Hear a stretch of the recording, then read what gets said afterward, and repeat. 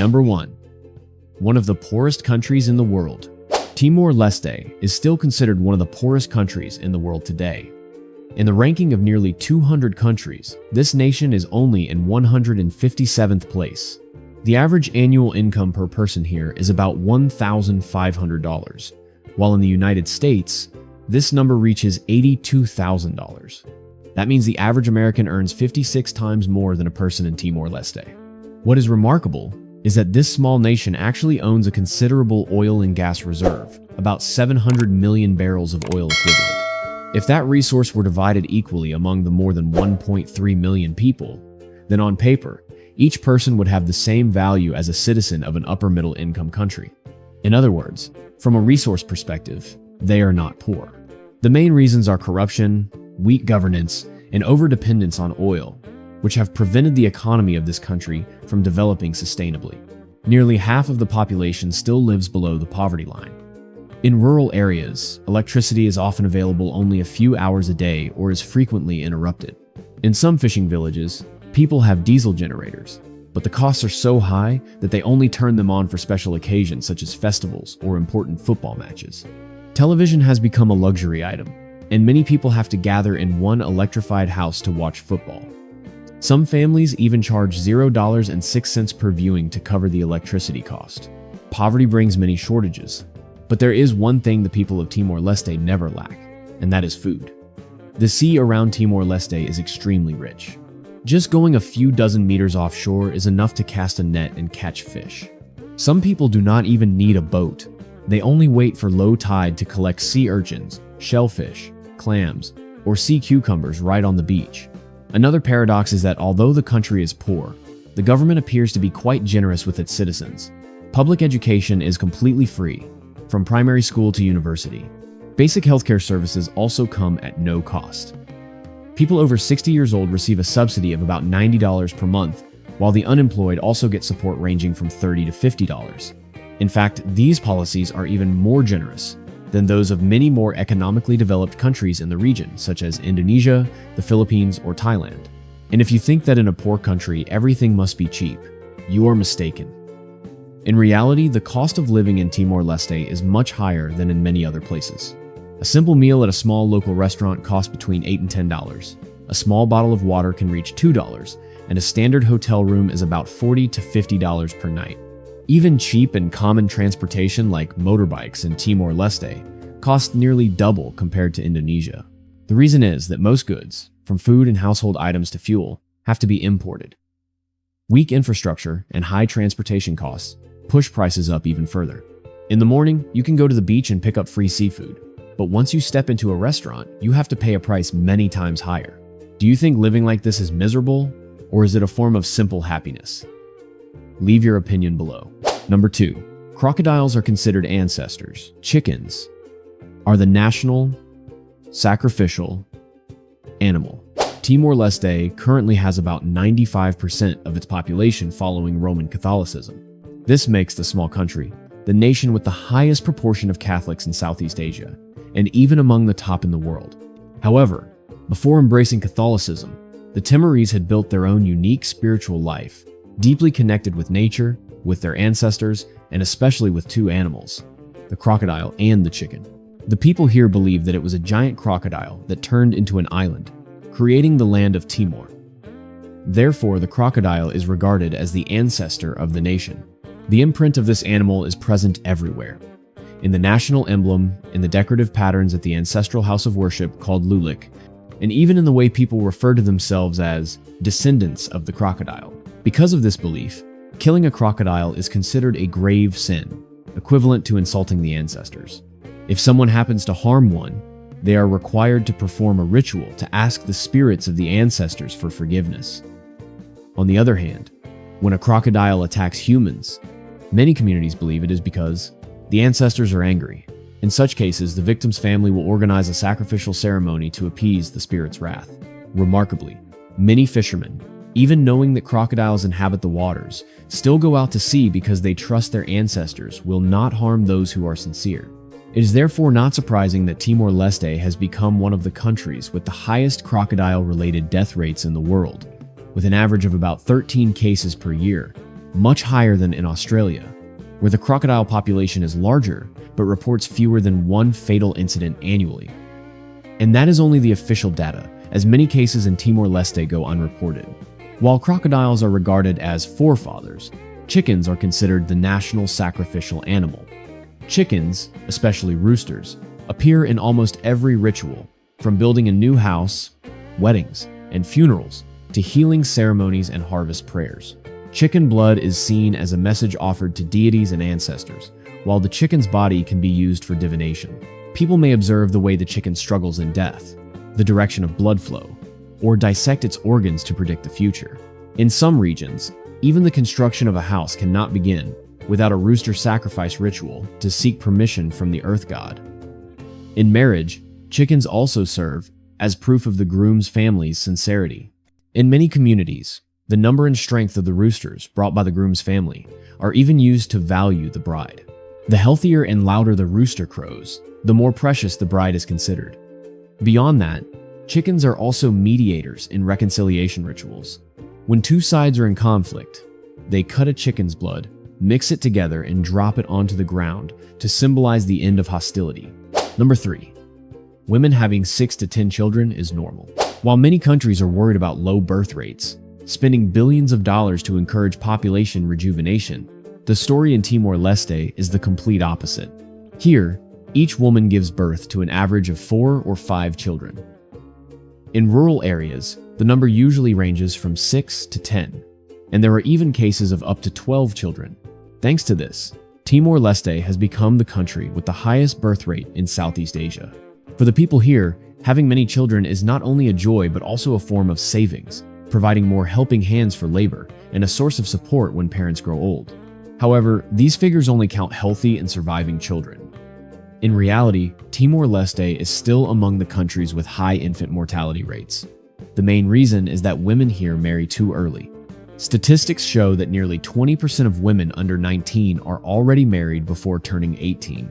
When the body is not yet fully developed, pregnancy can easily lead to complications, endangering both mother and child. Moreover, in many rural areas where infrastructure is underdeveloped, some mothers-to-be have to walk for hours to reach a health center, and along the way, there have even been cases of unintended childbirth right by the roadside. So why do women here marry so early? The reason, of course, is tradition. In many villages, marriage is not simply a matter of love between two people, but also a bond between two families, even two clans. Parents often make decisions on behalf of their children, and some couples are promised to each other from a young age. But the more important reason lies in economics. According to custom, when marrying a wife, the groom's family must provide a bride price. This can be livestock, money, or valuable hand-woven Thais cloth. For poor families, marrying off their daughter early means receiving property, reducing the burden of raising her, and gaining additional resources. Fortunately, although women do not have full autonomy in choosing marriage, their status in the family after marriage is quite significant. They manage the finances, decide on land transactions, and play a central role in raising children. No matter how far men travel for work or how much they earn, they ultimately have to bring the money home and hand it to their wives. In many households, the wife's voice is so important that she is likened to the treasurer and chief financial officer of the family, while the husband is merely the main laborer. Number 4. The youngest country on the planet. Timor-Leste is considered one of the youngest countries in the world.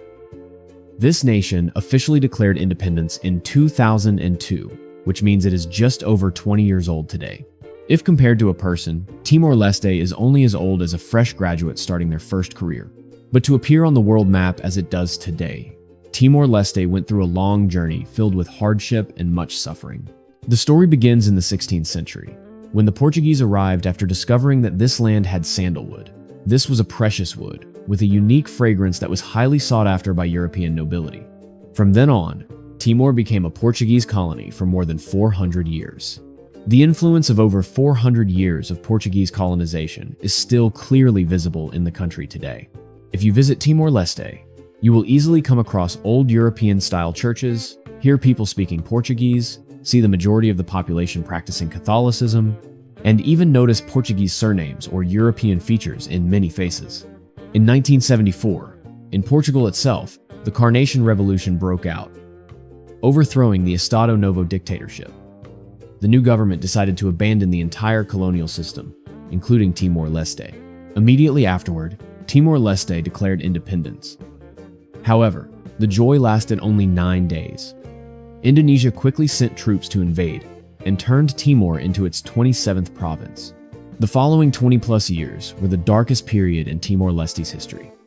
The people lived under occupation, constant conflict, food shortages, and lack of medicine. International organizations estimated that between 100,000 and 200,000 people died. This casualty rate was horrific, as the population of Timor at that time was only about 700,000. That means nearly 1/3 of the population was lost due to war and its consequences. At last, thanks to the resilience of the people and relentless pressure from the international community, Indonesia was finally forced to withdraw. And in 2002, the Democratic Republic of Timor-Leste was officially born, becoming one of the youngest countries in the world. An interesting detail is that the official name of the country is Timor-Leste. However, many people still call it East Timor.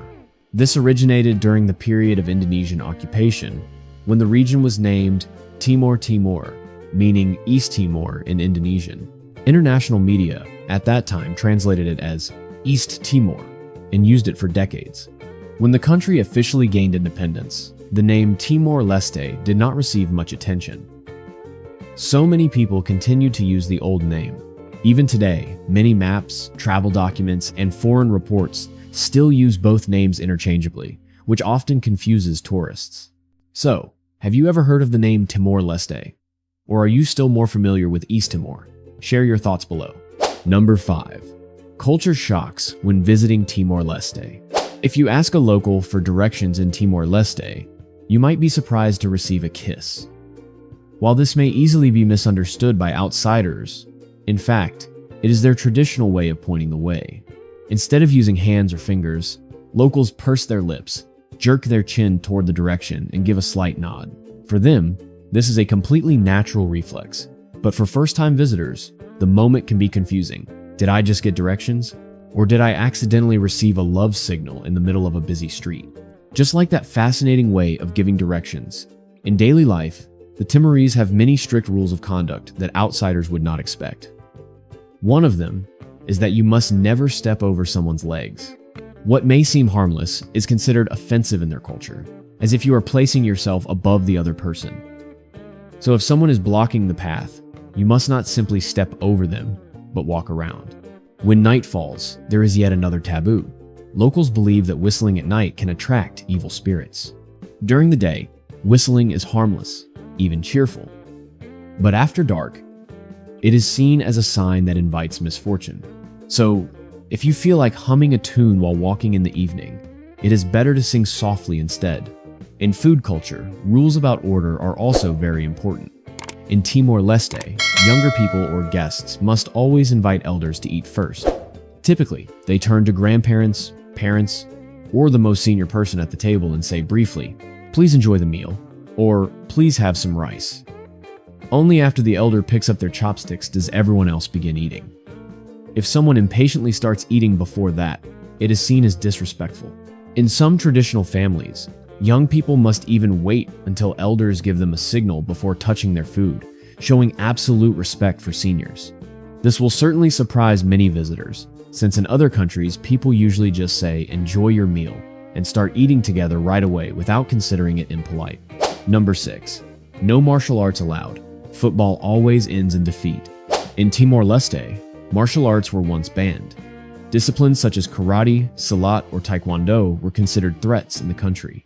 The reason traces back to after 2002, when the nation gained independence.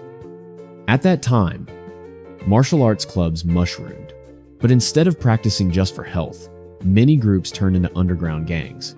They split into factions, caused conflicts, staged large-scale brawls, destroyed property, and even led to deaths. The government constantly faced riots, and almost every investigation pointed to martial arts groups being involved. So in 2013, the authorities took drastic action. issuing a nationwide ban on martial arts. The law stated clearly that anyone caught training in groups could face heavy fines or several years in prison. At one point, even wearing martial arts uniforms or displaying a club logo at home could be deemed a violation. In recent years, the law has been loosened. Authorities have allowed martial arts to reappear within official sports frameworks, but still under strict supervision. As a result, martial arts tournaments in Timor-Leste are now rare, mostly performances or state-organized events. In contrast to martial arts being restricted, football is the most beloved sport in the country. In towns and villages, it is common to see children playing barefoot or adults gathering to cheer. That passion is so strong that football has become a spiritual symbol of Timor-Leste. However, despite their love for the game, the achievements of the national team remain extremely modest.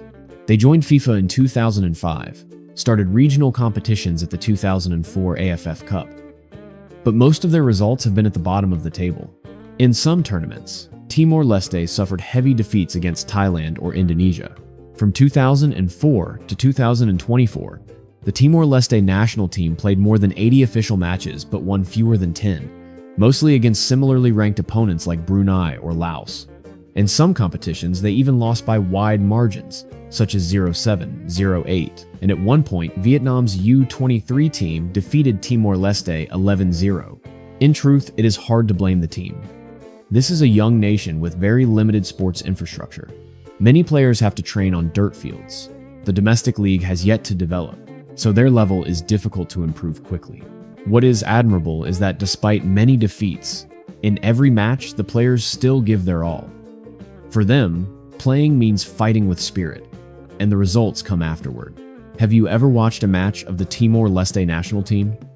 If yes, comment with the number 2.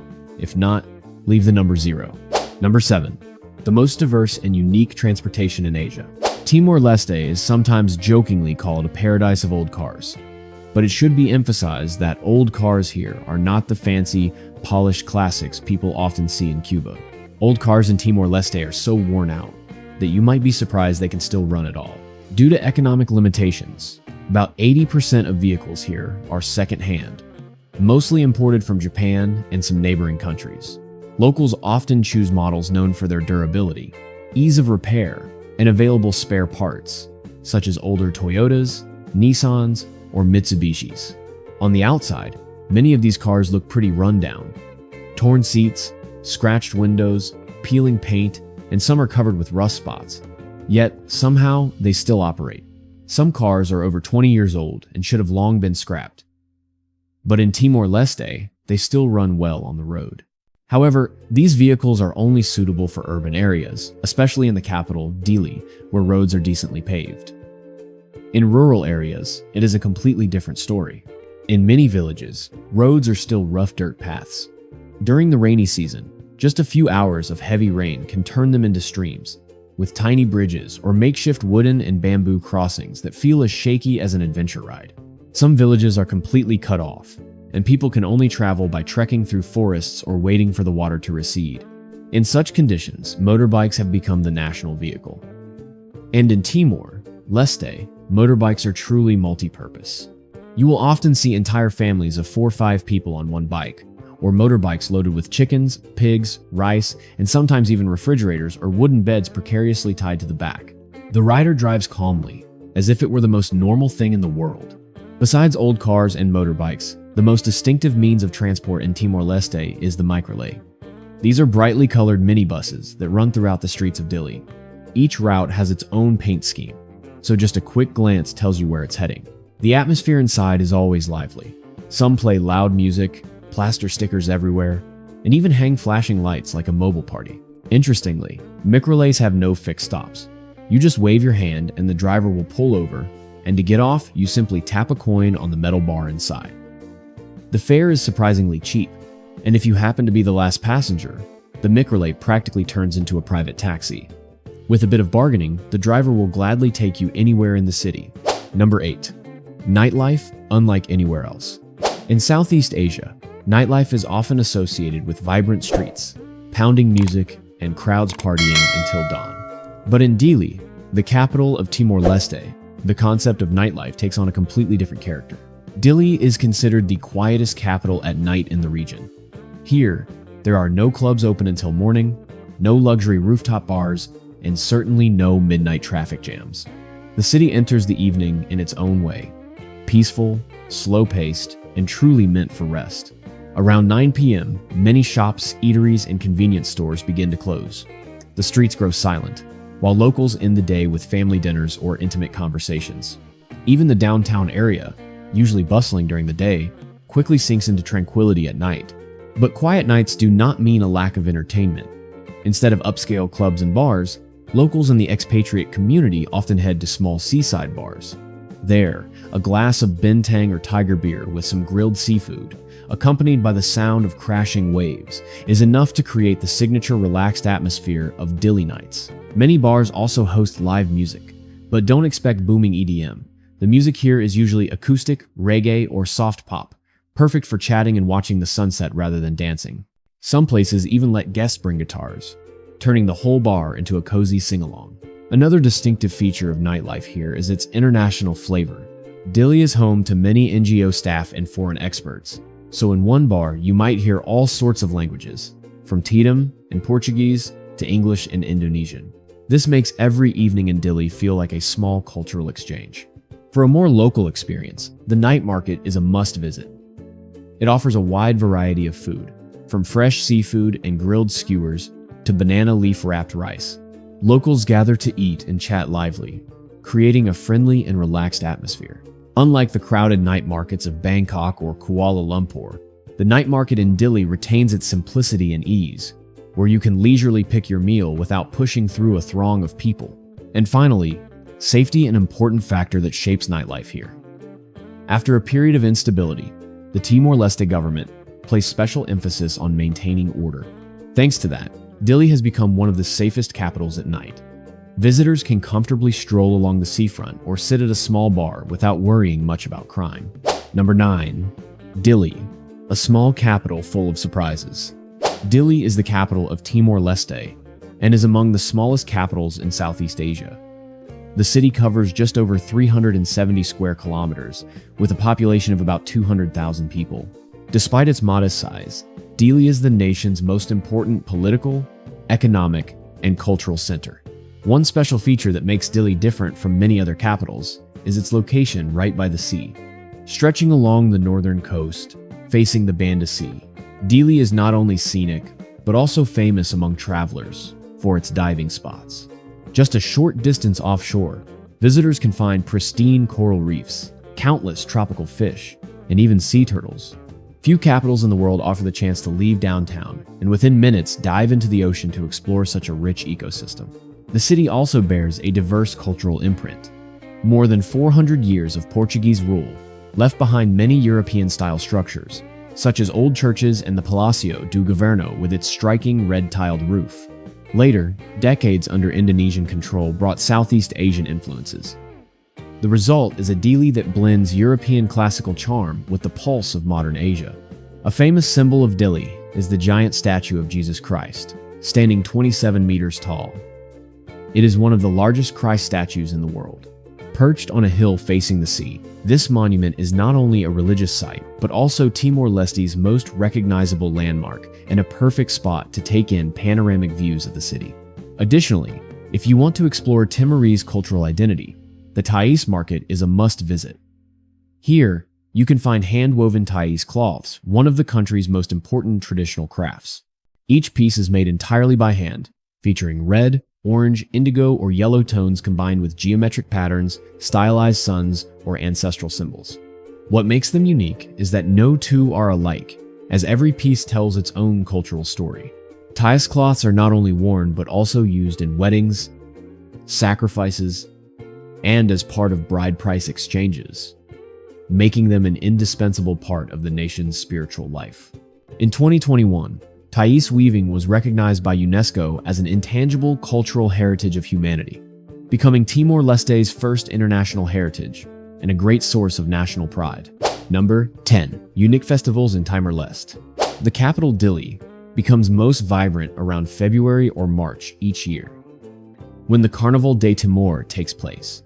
This is considered one of the country's largest cultural festivals, inspired by the carnivals of Brazil and Portugal, but adapted to fit local traditions. From early morning, colorful parades march through many main streets. Participants wear elaborate costumes, many blending traditional Timorese elements with modern styles. Temporary stages play music non-stop, from traditional drum beats to electronic music, creating a festive atmosphere that lasts all day and night. Alongside costume contests and street performances, the carnival also features handicraft fairs, street food stalls, and various activities for children. Another event rich in traditional identity is the Arte Moris Festival, usually held at the end of the dry season, around October or November. Arte Moris means art of living, and it is also the name of a well-known community art center in Dili. This festival is more than just a cultural event. It is a platform for young people to unleash their creativity. During the celebration, artists, musicians, dancers, and painters from across the country gather to showcase contemporary artworks infused with traditional elements. From murals and recycled sculptures to folk dances, everything comes together to create a lively artistic atmosphere. What makes it special is that through art, the people of Timor-Leste tell their own history, from years of war to today's peace. Another festival that is both unique and spiritual is Festa de São João, or the Feast of St. John, held every June.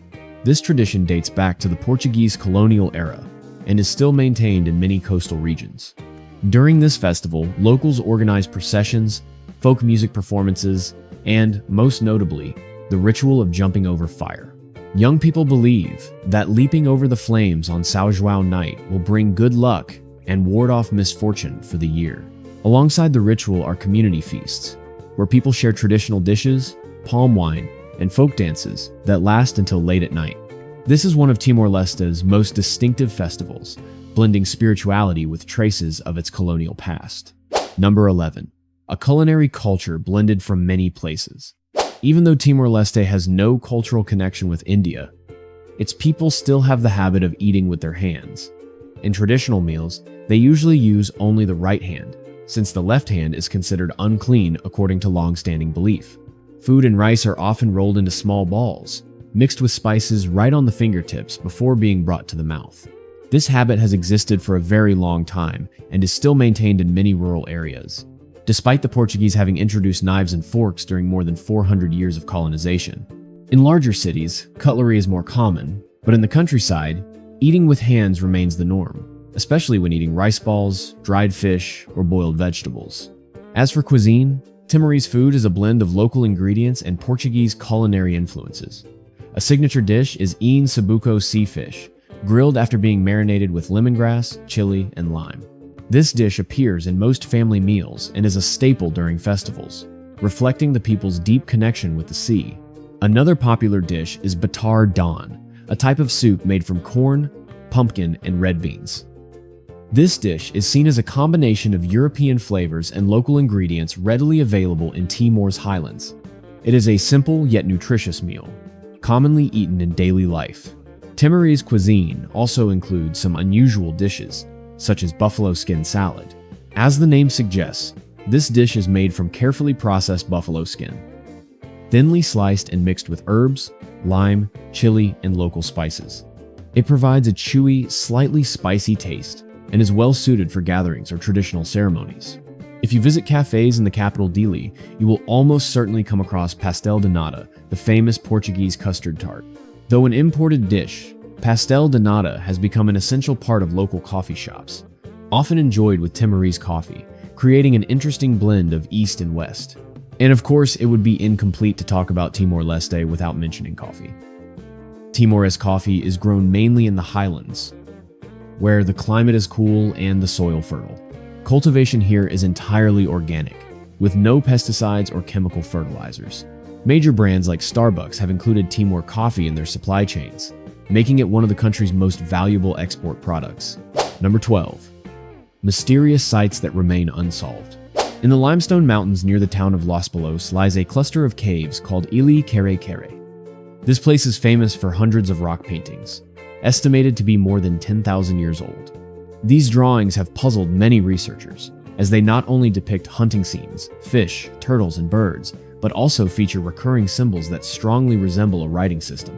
The difficult part is that, To this day, no known script in Southeast Asia matches these symbols.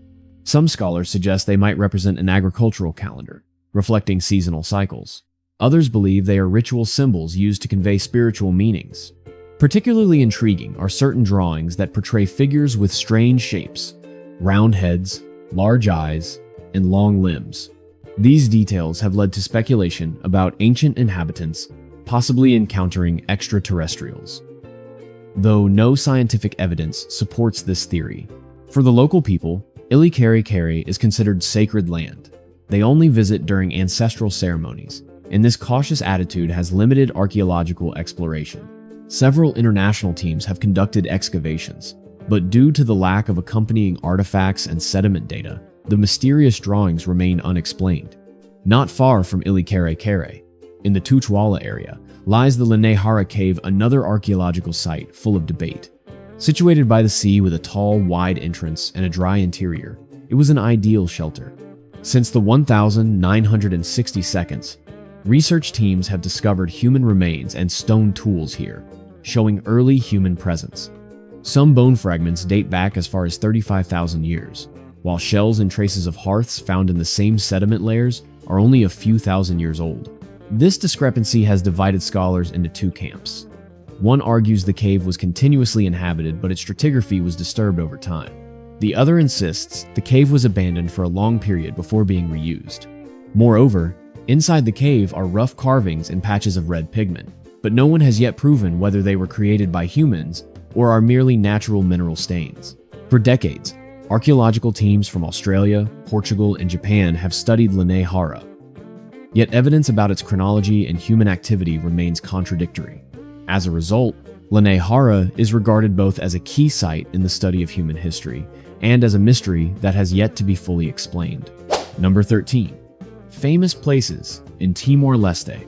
About 25 kilometers offshore from the capital Dili lies Aturo Island, considered a natural treasure of Timor-Leste. The waters around the island are recorded as having the highest density of reef fish species in the world. Because of this, Ataro is an ideal destination for diving and snorkeling. Just a few meters from the shore, visitors can admire colorful coral reefs and schools of tropical fish. Boat trips around the island also offer the chance to encounter dolphins and even whales during migration season. On the island itself, small villages still exist where locals live by fishing and crafting. Another famous site is Mount Ramalau, also known as Tatamailau. At 2,963 meters, it is the highest mountain in Timor-Leste. It is also an important pilgrimage site for the Catholic community. At the summit stands a large statue of the Virgin Mary, regarded as extremely sacred. During religious festivals, thousands of devotees hike up the mountain to join prayer ceremonies. For travelers, the journey usually begins at villages at the mountain's base at dawn to catch the sunrise. From the summit, a panorama of cloud seas and overlapping mountain ranges unfolds, considered one of the country's most stunning natural experiences. Right in the center of Dili, the Palacio do Governo is a landmark tied to history. This large administrative building, built during Portuguese colonial rule, stands out with its classic Iberian architecture. White walls, red-tiled roof, and long arched corridors. Today, the Palacio still serves as a government office as well as a tourist attraction. The square in front of the building is often used for events and national celebrations. Not far away is the Santa Cruz Cemetery, the site of one of Timor-Leste's most tragic modern events. This was where the 1991 massacre took place, when hundreds of peaceful demonstrators were killed. Images of the event shocked the world and brought Timor-Leste's plight to international attention. Today, the cemetery serves as a memorial, with hundreds of neatly aligned white tombstones, offering a solemn space for citizens and visitors to pay their respects.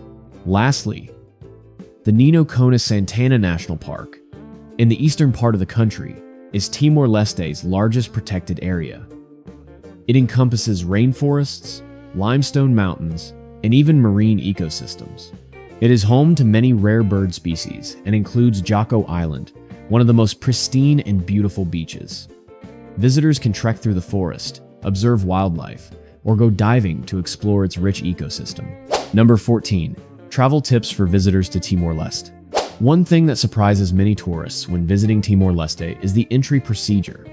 The country does not offer visa exemptions to most nations, including visitors from Europe or Asia. Visas can be obtained on arrival at Dili Airport for a fee of $30, valid for 30 days. However, you need to prepare cash, as customs does not accept cards. There have even been cases where travelers had to wait for hours just to exchange money before being allowed entry. Once inside the country, the next issue to keep in mind is the internet. In Dili, some places offer Wi-Fi, but it is usually weak and unstable. In rural areas, connectivity is nearly non-existent. The best option is to buy a local 3-gram SIM card, though the speed is only basic. Because of this, many international visitors describe Timor-Leste as an internet detox destination, since even if you want to, you cannot be online frequently. Healthcare is another factor to consider. In the capital, there is a national hospital and a few international clinics. But outside the city, medical facilities are very limited. Even common medicines, including basic antibiotics, are not easy to find. For this reason, embassies often advise tourists to bring personal medication, and in emergencies, most serious patients are transferred to Singapore or Darwin, Australia for treatment. Another surprising factor is the frequent power cuts and water shortages. Even in Dili, electricity may go out several times a week, especially in budget hotels. Tap water is also unsafe to drink directly, so international travelers usually rely on bottled water. This is why upscale hotels often highlight having their own generators as a major advantage. Financial services are also limited. There are a few ATMs in Dili, but they often run out of cash. In more remote areas, ATMs are virtually non-existent. Most transactions are carried out in cash, and the main currency used is the USD. Therefore, tourists should bring enough cash for their trip, especially if planning to explore remote destinations such as Ataro Island or the Nino Konis Santana National Park. Lastly, when taking part in marine activities, pay attention to safety. Many beaches in Timor-Leste are stunning and pristine, but they lack lifeguard services or warning signs. Some areas also have strong undercurrents known only to locals. Before swimming or diving, it is best to consult fishermen or guides to avoid risks. Number 15. Travel costs in Timor-Leste. As mentioned earlier, prices in Timor-Leste are much higher than the regional average, and this makes traveling in the small country significantly more expensive. For accommodation, in the capital Dili, budget hotel rooms usually range from $35 to $50 per night. Mid-range or higher-end hotels cost between $70 and $150. Outside the city, options are much more limited, mostly small guest houses with basic facilities, priced around $20 to $30 per night. Food is also far from cheap. A meal at a local eatery costs between $5 and $8, while eating at a mid-range restaurant falls around $10 to $15 per dish. If you choose to dine at hotels or restaurants serving international guests, the cost can double, sometimes matching European prices. Imported goods like cheese, wine, or canned food are often 2 to 3 times more expensive than in Thailand or Indonesia. Transportation is another major expense. Because the public transport system is limited, many travelers opt to rent a car with a driver, commonly priced from $80 to $100 per day.